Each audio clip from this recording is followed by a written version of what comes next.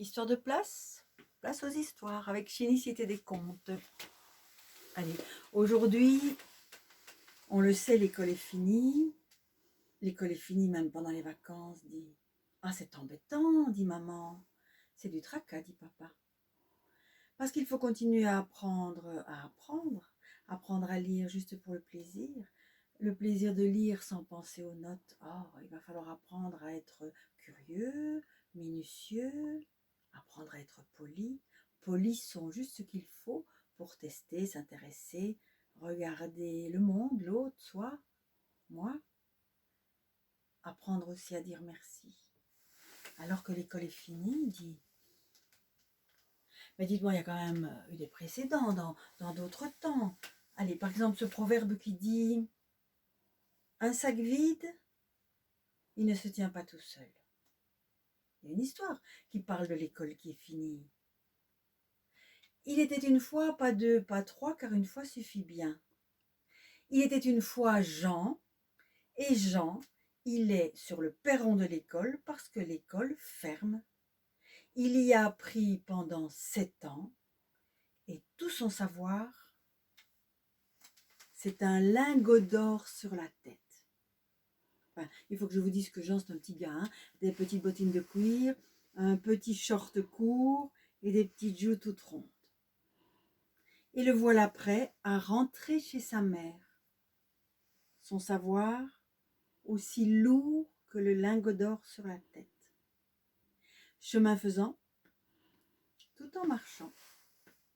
Chemin faisant, tout en marchant. Voilà que ses doigts fatiguent, ses coudes crient et ses genoux s'affaissent. On dirait qu'il est écrasé par tout ce savoir. On dit aussi que la vie nous apporte ce dont on a besoin. Il suffit juste de le voir. Sur le chemin, voilà qu'arrive un cavalier, un étalon noir et son maître, des bottes noires, un pantalon noir, une cape noire et des gants de cuir.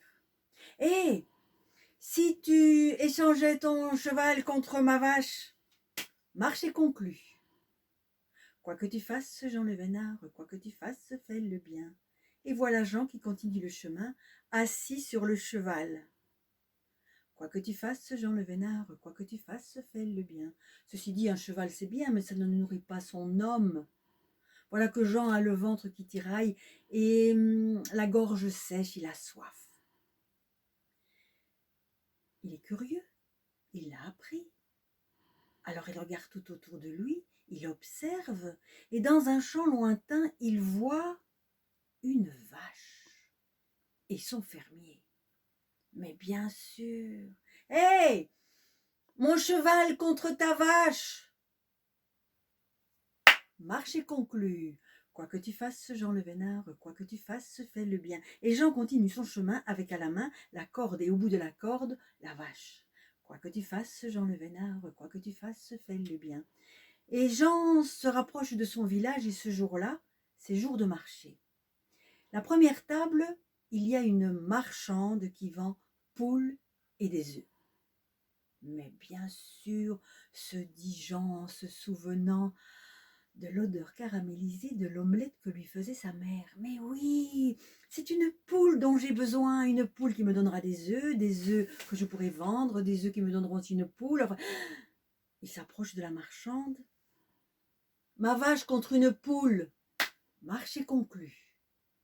La marchande installe la vache près de la table et Jean prend la poule sur le bras et il continue le chemin qui le conduit chez sa mère. Chemin faisant, il traverse le village.